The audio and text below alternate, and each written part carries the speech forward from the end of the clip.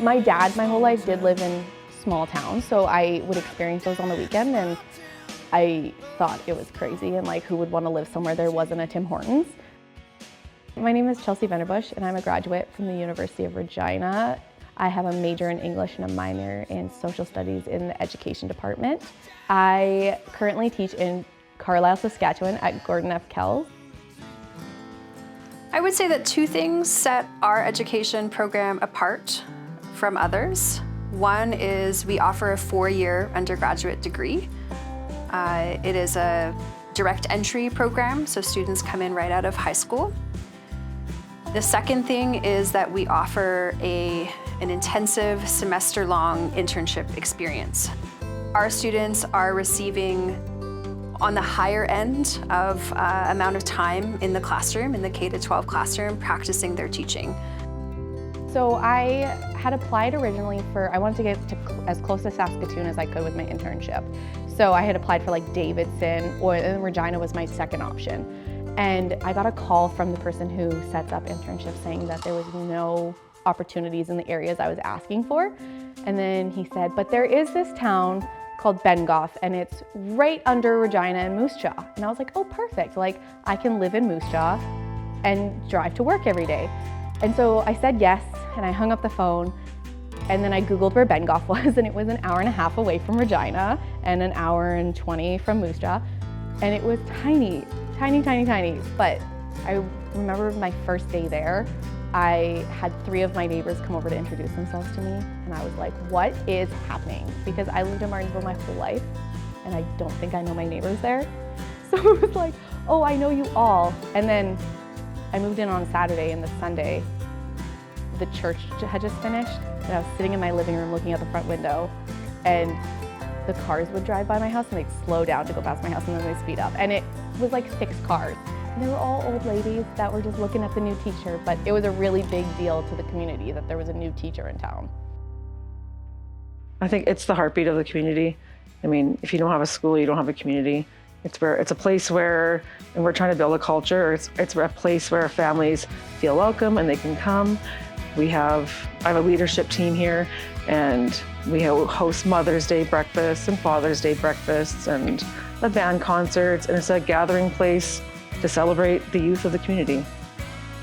In work that we've done with rural schools, we really hear that connection with families, right, becomes really important. There's less of a divide between the community and the school.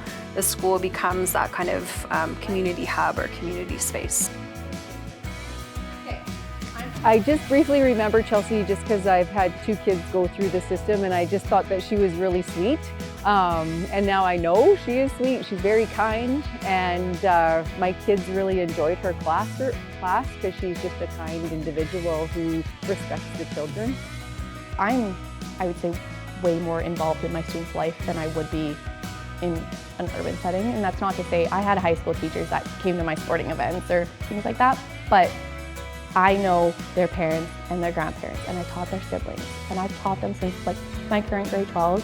I taught them when they were in grade 8, and I've taught them upward.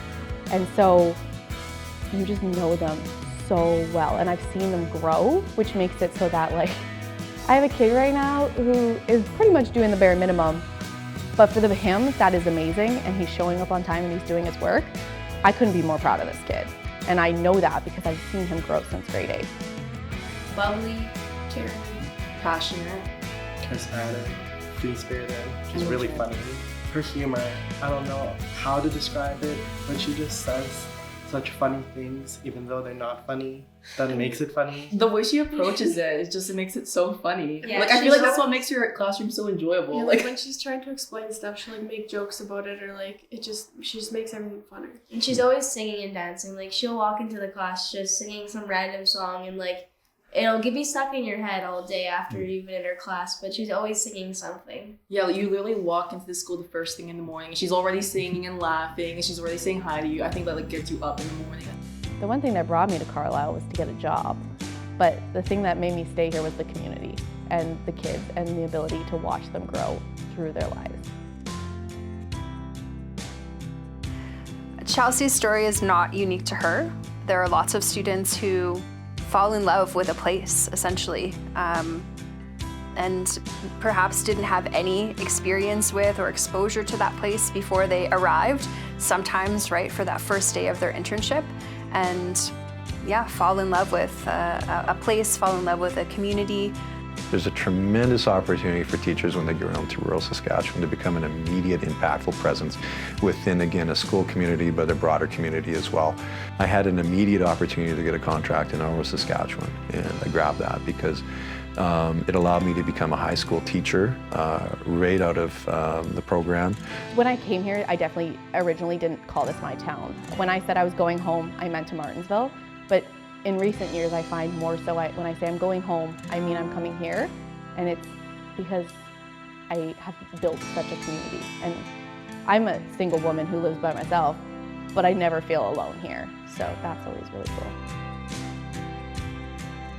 I get teary when I think about teachers. Teachers, I feel, are a vital part of society because of the time that they spend with, you know, our kids, essentially, and in making them feel seen and heard and important as human beings. Because at the end of the day, if you don't learn how to read and how to write, yes, that would be problematic, and we want our students to know how to do those things, but we want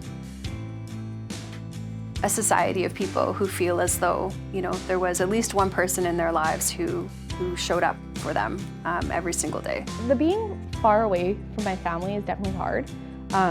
So I don't know if I'll stay in Carlyle forever. I love the town. I always say I wish I could pick it up and move it closer to Saskatoon, but I don't think I'll ever teach in a city. I definitely have fallen in love with rural teaching, and I think I'm meant to be a rural teacher. I'm meant to have those relationships with kids. I'm meant to be someone who sees them through their high school career.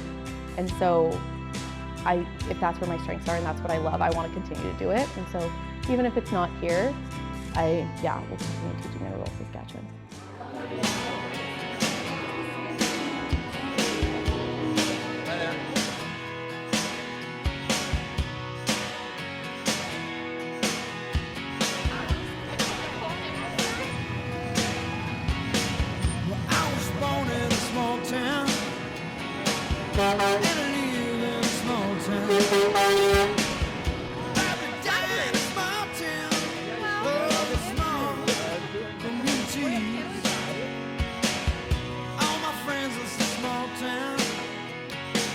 My parents live in the same small